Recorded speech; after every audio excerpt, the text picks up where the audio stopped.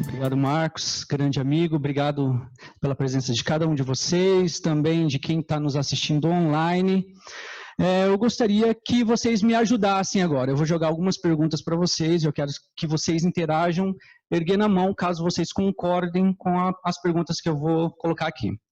Quem aqui concorda que estruturas ou órgãos complexos dentro do nosso corpo poderiam evoluir por processos naturais, por exemplo, seleção natural, agindo sobre mutações ao longo de tempo profundo? E quando eu falo de tempo profundo, estou falando de tempo em relação a eras, milhões e milhões de anos. Quem? Ninguém? Ok. Quem aqui concorda que órgãos e estruturas complexas dentro do nosso corpo poderiam apresentar sinais de vestígios evolutivos, ou seja, de resquícios, de que aquelas estruturas presentes em nosso corpo poderiam ser apenas o que sobrou da nossa evolução ao longo do tempo, de quando nós éramos símios? Quem aqui concorda? Ninguém? Nem torcer pro Palmeiras na reunião do Corinthians.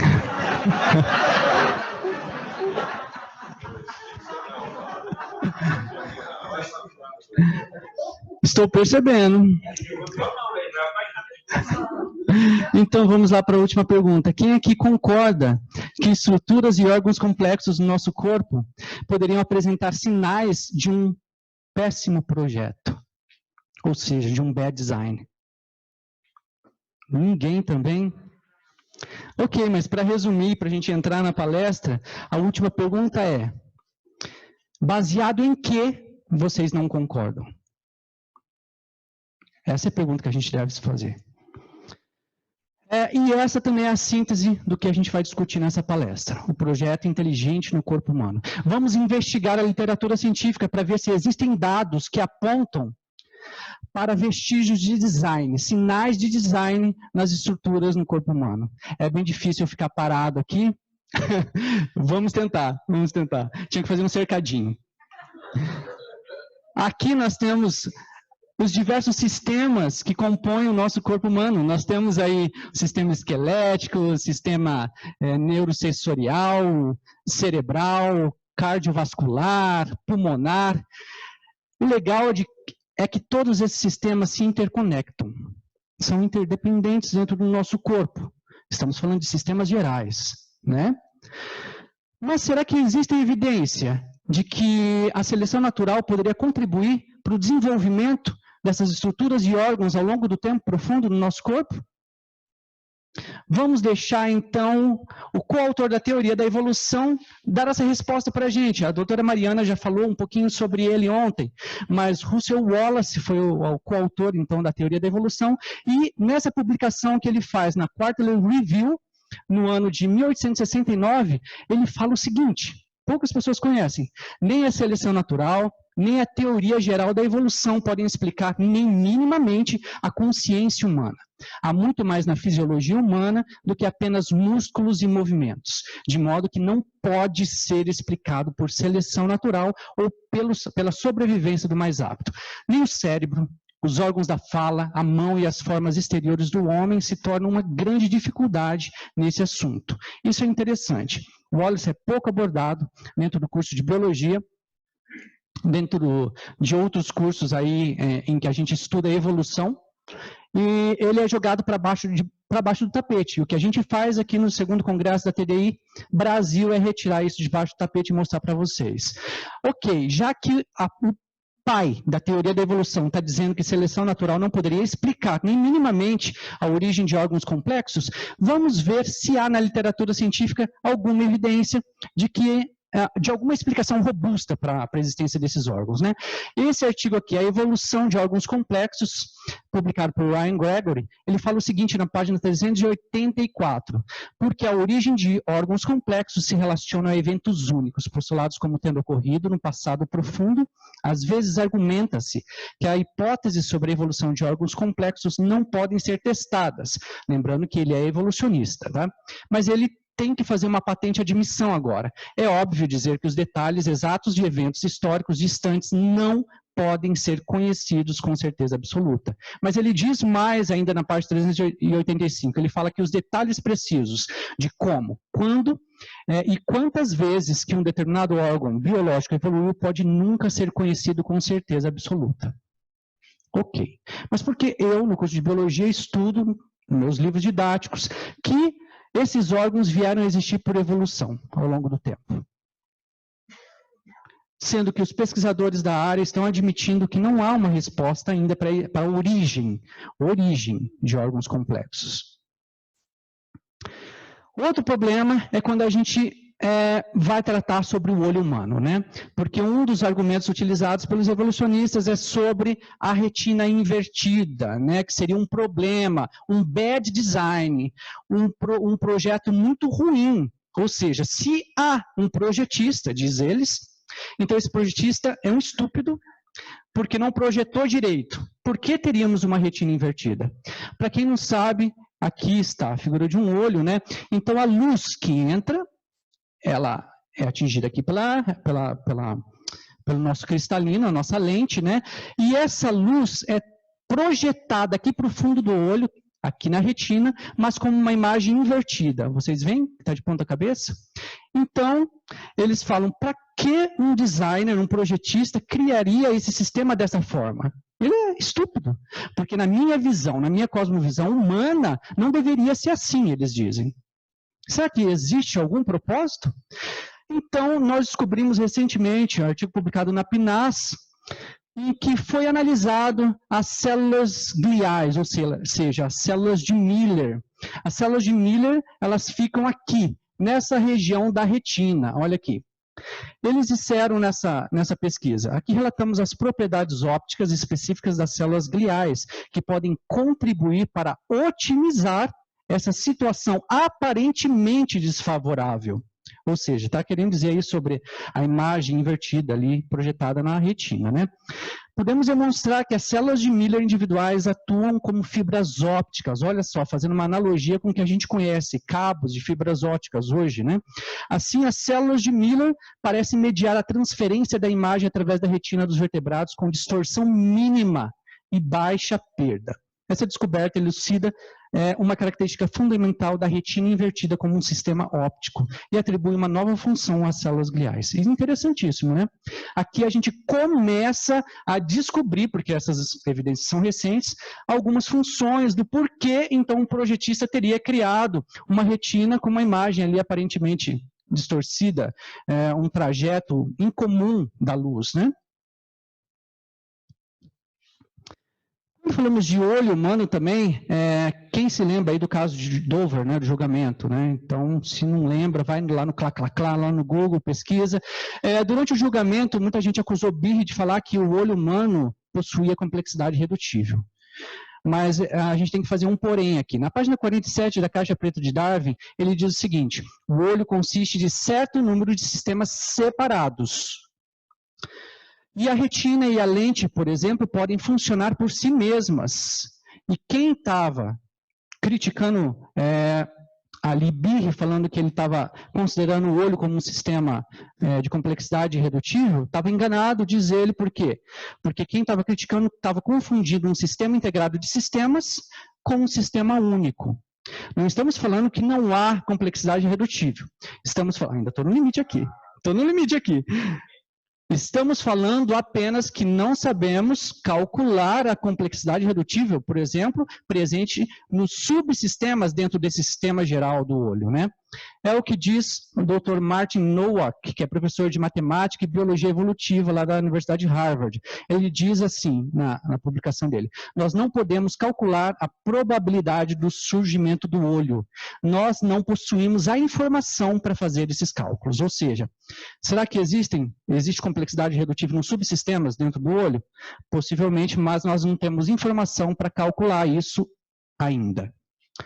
Nessa publicação aqui, Luz e a Evolução da Visão, publicada na revista AI, na página 177, o autor, então, ele diz que o quebra-cabeça original de Darwin sobre a evolução ocular parece ainda estar entre nós, mas agora no nível molecular, ou seja, estamos longe de entender como o sistema visual ou os olhos evoluíram ao longo do tempo.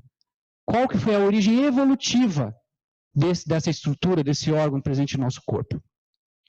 Em outra publicação, na Transactions Philosophical, né, da Royal Society, nesse artigo aqui, eles dizem na página 2898 que a origem e evolução inicial do ciclo visual dos vertebrados é um mistério ainda não resolvido. Estamos falando de literatura científica, estamos falando de especialistas que trabalham, que pesquisam sobre a origem de alguns órgãos presentes no nosso corpo, e eles fazem uma patente admissão de que eles ainda não têm a resposta para explicar, de acordo com suas cosmovisões evolucionistas, o surgimento, então, do olho.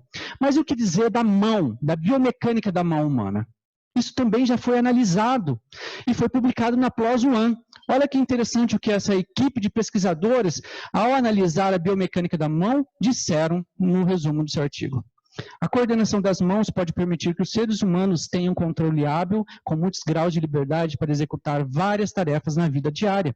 Examinamos as características da coordenação das mãos durante as tarefas diárias de 30 indivíduos. Estabelecemos a relação funcional entre a arquitetura biomecânica e coordenação das mãos. E eles perceberam que o vínculo funcional explícito indica que a característica biomecânica da arquitetura conectiva entre os tendões, músculos e articulações é o design apropriado pelo criador. Veja os termos que eles utilizaram na PLOS One. Para executar uma infinidade de tarefas diárias de uma maneira confortável. E eles sugerem que o design da mão, de uma mão robótica, também poderia ser utilizado como analogia para explicar melhor esse projeto fantástico que é a biomecânica da mão. Mas é claro que utilizando esses termos, uma publicação científica, o que aconteceu com a pesquisa? Foi retraída. Então houve muita crítica, o editor recebeu muitos e-mails e eles tiveram que excluir uma pesquisa científica que já tinha sido aceita, passada por referis. É incrível, né? Tinha sido publicado. Essa é a censura que sofremos se a gente não se encaixa no grupinho. Mas, saindo, já falamos aqui de olho humano, já falamos aqui da biomecânica das mãos, mas e o que dizer do sistema cardiovascular? Será que existem evidências na literatura que apontam que o sistema vascular, cardíaco e vascular poderiam ser obras de um projeto inteligente? Foi publicado na Texas Heart Institute Journal um artigo intitulado A Evolução dos Ventrículos. E na página 174, o autor diz o seguinte: há um design na evolução das conexões venosas do coração. Músculos pectinato, válvulas atrioventriculares, tendões do ventrículo esquerdo, via de saída e grandes artérias. É interessante quando a gente vai ler esse artigo, porque ele vai analisando o design evidente nesse sistema. Há um design, ele admite. E essa evolução que ele usa aqui é óbvio que não está relacionado à evolução biológica, à teoria da evolução. Em outro artigo publicado na The Royal College of Surgeons of England, esse artigo aqui intitulado Antecipação Evolucionária do Coração Humano, eles dizem, na conclusão, olha só, a anatomia comparativa entre o coração de vários táxons, de vários grupos de animais, aponta para um projeto e um design. Cirurgiões, anatomistas e qualquer um que estuda a forma e função humana tem uma oportunidade inigualável para refletir sobre as maravilhas da criação e contemplar as perguntas básicas: de onde viemos, por que estamos aqui e para onde vamos. Interessante, né?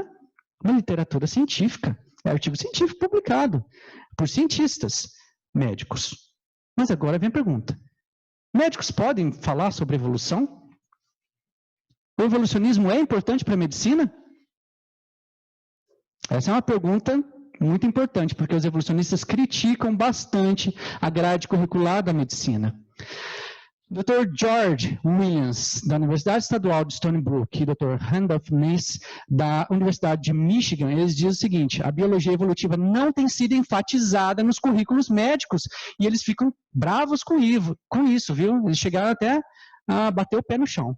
Assim, não, isso não pode. Se os profissionais médicos estivessem tão sintonizados com Darwin como tem sido com Pasteur. Ou seja, eles falaram que os médicos não deveriam estudar tanto Pasteur, mas se dedicar mais ao estudo da teoria da evolução.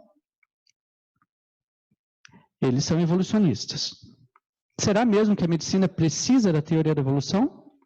Olha o que diz o biólogo neodarwinista Jerry Coyne. Nessa entrevista aqui, ele foi muito sincero, ele foi muito direto, ele foi honesto. Aqui ele diz: verdade seja dita, a teoria da evolução não tem produzido muitos benefícios práticos ou comerciais. A teoria da evolução não pode nos ajudar a predizer quais novas vacinas fabricar, porque os micro-organismos evoluem de modo imprevisível. Mas a teoria da evolução não ajudou a guiar o melhoramento do cruzamento animal de plantas? Ele responde: não muito. A maioria do melhoramento de cruzamentos de plantas e animais ocorreu muito antes de nós sabermos qualquer coisa sobre a teoria da evolução. E isso veio pelas pessoas que seguiram o princípio genético de que os semelhantes geram semelhantes. Ou seja, ele está apontando para Pasteur. Então, será que a medicina deveria deixar Pasteur de lado e estudar mais a teoria da evolução? Ele, que é evolucionista, ele está dizendo: não, fica com Pasteur mesmo. Olha o que diz o Dr. Michael Egnor, neurocirurgião da Universidade Estadual de Nova York. Eu achei muito interessante o que ele disse. Ele falou: os médicos não estudam evolução.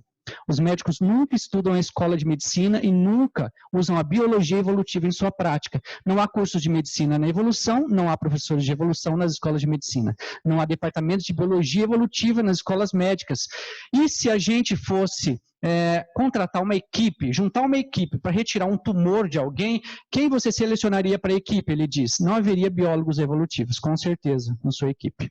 Sou professor de neurocirurgia, trabalho e ensino em uma faculdade de medicina, eu nunca usei a biologia evolutiva no meu trabalho. Médicos são como detetives, procuramos padrões no corpo humano, os padrões se parecem muito com os que foram projetados.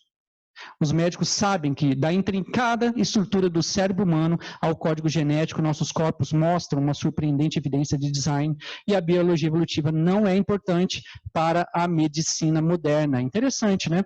O Papa da Evolução, como Richard Dawkins, por exemplo, ele é um dos que critica a medicina por isso também, mas ele critica uma outra estrutura, um outro presente no nosso corpo, que é o nervo laríngeo recorrente. O nervo laríngeo recorrente, como vocês veem nessa imagem aqui superior, é um nervo que inerva aqui toda a parte da garganta, aqui para os órgãos internos, né? Ele diz o seguinte: em cada lado do pescoço, desce um dos ramos do nervo laríngeo recorrente.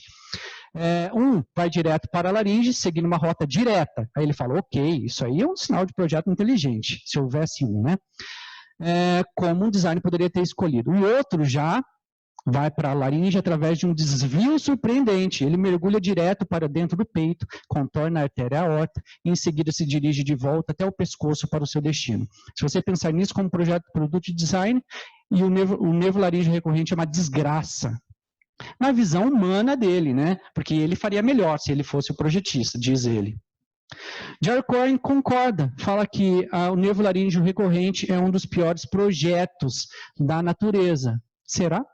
Será que existem evidências de que o nervo laríngeo recorrente faz toda essa volta por um propósito específico? Olha só o que diz o Dr. Wolf Loening, que fez um geneticista importantíssimo, fez todas as pesquisas dele pelo Instituto Max Planck. Ele fala o seguinte: o nervo laríngeo recorrente inerva não só a laringe, mas também o esôfago, a traqueia e, além disso, dá vários filamentos cardíacos para a parte profunda do plexo cardíaco. Várias funções, múltiplas funções ao mesmo tempo, por isso que ele segue essa rota. Provando a mesma mente genial por trás de tudo. Mas Michael Egnor também comenta sobre o nervo laríngeo recorrente. Ele diz o seguinte: a descida dos nervos recorrentes abaixo do arco aórtico e da artéria subclávia é o resultado de padrões e movimentos durante a embriogênese. Os detalhes desse processo, só agora a gente começa a compreender. E o argumento darwinista de que seria prova de bad design não tem em conta as enormes complexidades do desenvolvimento embrionário. Ou seja, o que ele está querendo dizer é o seguinte, não é porque a gente até então não sabia qual era a função, por que ele tinha esse formato, que é porque essa estrutura não tem um propósito de existir. Porque o argumento é sempre o mesmo. É bad design, ou é resto evolutivo, portanto é inútil, não tem função. Eles estão dizendo o contrário, que recentemente eles têm descoberto que tem uma função de existir. E quanto à faringe humana? Vocês acham que em publicação científica não aparece desenho? Olha lá, saiu na Scientific American. Então, como o ser humano deveria ser, aos olhos de evolucionistas? Deveríamos ser assim, ó, nesse formato. Exatamente. E a faringe humana deveria ter 2 tubos ao invés de uma, porque nós temos uma só. Eles dizem que não, isso é um bad design. O projeto ideal na mente deles deveria ser esse aqui. Será que é um projeto bom esse? Ou seja, aqui na página 98 da Scientific American, eles falam, deixaria uma traqueia aumentada, ajudaria a comida e bebida a contornar a traqueia mais efetivamente, esse design precisaria ser refinado. No entanto, olha lá, isso atrapalharia a respiração pela boca e a capacidade de falar. Eles têm que fazer essa admissão, né? Será que será que esse é um bad design e esse é um good design? Órgãos vestigiais é outro argumento utilizado pelos evolucionistas, e muito, viu? Muito. A gente acha que acabou, não acabou, não. Na página, aqui no meu livro, todos esses exemplos eu trago no meu livro Teoria do Design Inteligente. Claro que eu estou dando uma pincelada superficial aqui, caso você queira se aprofundar, adquira o livro. É dito o seguinte, por definição, o que são órgãos vestigiais? É tudo que sobrou, né, do nosso passado evolutivo, quando a gente era símio, né, veio vindo. Quando a gente era símio, a gente precisava de estruturas maiores, depois foi definhando até perder a sua função hoje. Em 1971, a Enciclopédia Britânica reivindicou mais de 100 órgãos vestigiais que nós teríamos dentro do nosso corpo. Ou seja, nós temos estruturas e órgãos nessa quantidade inúteis dentro do nosso corpo. E essa ideia aqui, que foi propagada por muitas décadas, esteve na base de muitos erros médicos e atrasou substancialmente a investigação a respeito de muitas dessas estruturas ou órgãos. Nós percebemos que a cosmovisão ela tem uma função muito importante na forma como um cientista vai enxergar a realidade. Olha o que diz esse livro aqui, Words of Science. Esse autor diz que os seres vivos, incluindo o homem, são museus virtuais de estruturas que não têm nenhuma função útil. Será? Há uma coleção, um museu ali, várias peças antigas no nosso corpo, sem função, só paradinhas ali expostas. Será que seria? Isso aqui é verdade? Como o DNA lixo. O DNA lixo é um desses 100, né, que estava na lista. Né? O termo DNA lixo foi criado em 1972 por um geneticista nipo-americano, Suzuno Ono, e essa ideia se propagou por tanto tempo, se alastrou por toda a comunidade científica. Né? DNA lixo era uma verdade incontestável. Mas, em 2000, veio o projeto Genoma, né? E agora mostrou para a gente que o genoma era muito mais complexo do que a gente imaginava. Né? Ali estimou entre 3 bilhões de pares de base ali presentes no nosso genoma. E com isso, os evolucionistas agora puderam inferir que 2% do nosso genoma seria funcional. O que é isso? Existem sequências, regiões do nosso genoma que codificam proteínas, produz proteínas. E 98% não produz proteínas. Logo, na visão evolucionista, esses 98% do DNA seria não funcional. Faz sentido? Até faz, numa análise superficial. Então, a conclusão diante disso aqui evolutiva é que esse lixo, né, esse DNA, consistiria de sequências produzidas ao acaso que teriam perdido sua capacidade de codificação ou genes parcialmente duplicados que seriam não funcionais. É claro, eu disse que numa análise superficial, por quê? Porque nós não tínhamos dados suficientes até então para analisar as várias camadas existentes dentro do nosso genoma. O próprio Jerry Coyne disse que deve haver, né, de acordo com a cosmovisão dele, genes vestigiais. Nosso genoma e os de outras espécies são verdadeiros cemitérios bem preenchidos de genes mortos. Mas aí vem os dados científicos. Olha o que foi publicado, então, na The Royal Society, em 1999. Levando em consideração que a previsão da TDI é que não deve haver nada no nosso corpo que não seja funcional. E aí vem esse estudo e corrobora com a previsão TDIsta. Fala que Jerry Coyne estava errado, porque esse estudo descobriu que a quantidade de DNA não codificante era proporcional ao tamanho do núcleo. Logo, núcleos maiores teriam maior quantidade de DNA não codificante. E isso, segundo o estudo, né, a atual falta de quantidades significativas de DNA não codificante no nucleomorfo confirma que a seleção pode facilmente eliminar DNA nuclear sem função, refutando essa ideia do DNA lixo, porque DNA lixo é algo inútil, que não está fazendo nada, está paradinho lá, mas a seleção natural iria eliminar qualquer coisa que não fosse útil ou funcional. Mas não parou por aí. O projeto ENCODE depois, que é um consórcio, né, de vários laboratórios, vários cientistas, eles se reuniram para investigar o genoma humano, e olha o que eles detectaram, e publicaram em 2012, né, que cerca de 80% do genoma humano, pelo menos, apresenta funções bioquímicas importantes. Ou seja, acabou com a ideia do DNA lixo, porque aqui ele está mostrando funcionalidade para aqueles 98%, ou pelo menos boa parte daqueles 98% que eles achavam que até então não tinha função nenhuma. Doutora Elizabeth Peniz, bióloga evolutiva, afirmou que, diante desses resultados do projeto ENCODE, então todos os livros didáticos estavam errados.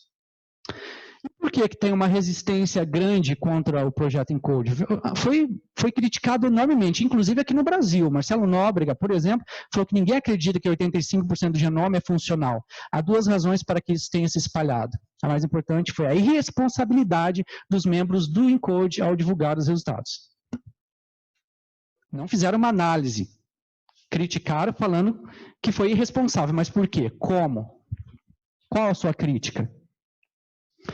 Para Dan Graur, o ENCODE não oferece razão suficiente para a gente abandonar a compreensão, vamos colocar aqui no lugar de compreensão é fé, para a gente abandonar a nossa fé prevalente entre os biólogos evolutivos, segundo o qual a maior parte do genoma humano é desprovido de função.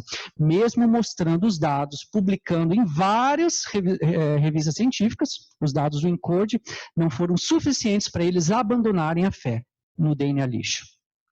Vocês veem aqui a questão da cosmovisão inerente? Também o cóccix humano, por muito tempo, foi considerado um órgão vestigial. Ou seja, que no nosso passado evolutivo nós tínhamos caudas, quando éramos sinos, e essa cauda foi regredindo até chegar nesses 4 ou 5 ossinhos aqui fundidos, né? Aqui na base da nossa, final da nossa lombar aqui, né? Darwin comentou sobre o cóccix. Ele falou, em certos casos raros e anômalos, o cóccix tem sido conhecido por formar um pequeno rudimento externo de uma cauda. Ele falava sobre os nossos ancestrais símios, né, comentando sobre o cóccix. Mais recentemente também encontramos várias funções para o nosso cóccix, ou seja, não é porque ainda não sabemos a função de que ele não tenha função. Nós sabemos que está ali intimamente relacionado com o diafragma pélvico, mantém fixos os órgãos em nossa cavidade abdominal para que os órgãos não caiam por entre as nossas pernas. Alguns dos músculos do diafragma se ligam ao cóccix também, são importantes para o controle da eliminação de resíduos do organismo através do reto. Então, se não tivéssemos cóccix, teríamos alguns tipos de problemas desagradáveis. É importante ponto de apoio para os músculos que sustentam anos no lugar. E, além de ser um local de inserção de vários outros músculos, ligamentos e tendões, serve para manter a nossa postura, equilíbrio. Olha que interessante, não é uma função, nem duas, são múltiplas funções, que até então a gente não conhecia e por isso, eles, né? E por isso dizia que era um vestígio evolutivo. Mas o apêndice é o mais clássico de todos e os livros didáticos ainda trazem ele como vestígio evolutivo, como esse aqui. Era importante para os nossos ancestrais remotos, né? Ou seja, quando comíamos mais plantas fibrosas, então para a digestão da celulose, a gente tinha que ter um apêndice mais avantajado. É o que dizia nesse livro didático. Com o desenvolvimento de outros tipos de dieta, ou seja, na linhagem que originou a nossa espécie, o seco e o apêndice vermiforme deixaram de ser vantajosos e regrediram durante o processo evolutivo, restando apenas como vestígios de sua existência passada. É isso que tem sido ensinado para as nossas crianças, para os nossos filhos, para os nossos irmãozinhos na escola. Lembrando que o apêndice é uma estruturinha ali ao final ali do intestino grosso, né? Olha o que diz essa pesquisa. Talvez seja a hora de corrigir os livros didáticos. Muitos textos de biologia ainda se referem ao apêndice como órgão vestigial. Mas, é claro, sempre dados científicos, a verdade ela aparece, né? Como essa pesquisa publicada na Journal of Evolutionary Biology. Aqui eles, então, esse artigo intitulado Anatomia Comparativa entre a Distribuição Filogenética do apêndice secal mamaliano, ele fala que uma compreensão recentemente melhorada da imunidade intestinal mostrou uma função do apêndice secal dos mamíferos como um local seguro para micróbios simbióticos, preservando a flora durante períodos de infecção gastrointestinal. Ou seja, todos esses resultados que eles adquiriram aqui, que eles perceberam, observação, metodologia, que o apêndice ele tem uma função extrema, imunitária, ele é um órgão imunitário dentro do nosso corpo humano e funciona como uma casinha segura para bactérias boas. Por exemplo, se você tem uma diarreia, as bactérias boas vão para fora, né? Mas aquelas bactérias têm que estar ali presente. Então, essa casinha segura tem ali bactérias boas que vão sair dali e recolonizar o nosso intestino para que continue tendo o equilíbrio necessário da nossa microbiota. Pesquisas recentes também mostraram que esse órgão, o apêndice, ele é um órgão especializado. Tá, o que isso tem a ver? Tem a ver que isso vai de encontro com a crítica evolucionista de que o apêndice não teria função. Tem, porque ele é um órgão especializado, ou seja, análises histológicas então mostraram que ele tem tecido linfóide, então isso aqui não poderia ser um vestígio evolutivo, ele tem um propósito de ser. Mas muita gente fala, tá, Everton, mas e o apêndice inflamado? A apendicectomia, ela realmente é útil para casos de apendicite. Apendicite aguda, né? Mas a frequência que tem sido encontrada dentro da população, pelo menos nesse artigo que eu encontrei aqui, é de 7% de casos de apendicite aguda. É necessário fazer a apendicectomia.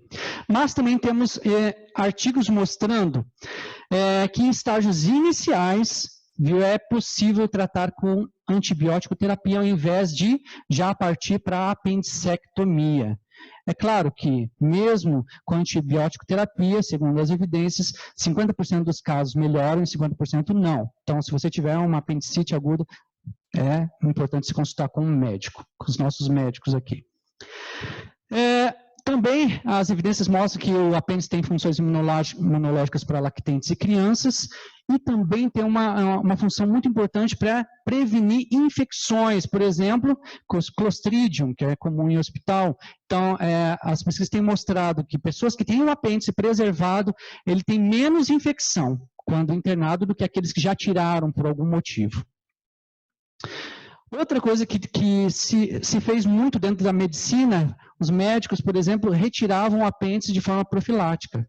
Para prevenir que um dia vai infeccionar o seu apêndice, vão retirar. Isso aconteceu muito. E essa pesquisa aqui vem mostrando que a apendicectomia não é solução como prevenção, principalmente porque acreditava-se também que a apendicite estava associada a outras causas de doenças inflamatórias intestinais, né?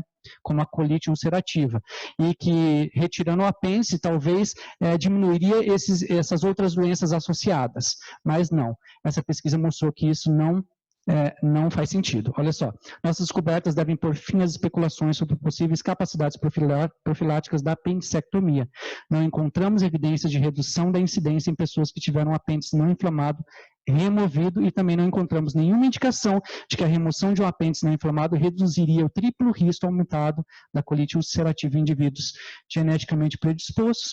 Vários outros artigos aqui mostram para a gente também que o apêndice humano há muito tempo era considerado vestígio evolutivo, que perdeu sua função, mas essa revisão da literatura avalia o conhecimento atual sobre os aspectos clínicos e imunológicos do apêndice vermiforme e sugere que a ideia do apêndice como remanescente vestigial deve ser descartada. E para finalizar, aqui nós temos essa pesquisa publicada por um cirurgião criacionista, publicado numa revista criacionista, Ex Nihilo Technical Journal, em que ele traz o seguinte sobre o apêndice.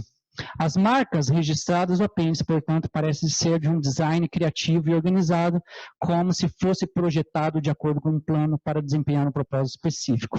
As características para estrutura e função andam de mãos dadas umas com as outras, obedecendo a princípios sólidos de engenharia de projeto e organização, e ainda possuindo capacidades funcionais incríveis. Há também economia de energia para alcançá-los. E tudo isso testemunha que somos projetados assombrosa e maravilhosamente. Então, caso vocês queiram saber mais, ter acesso a todos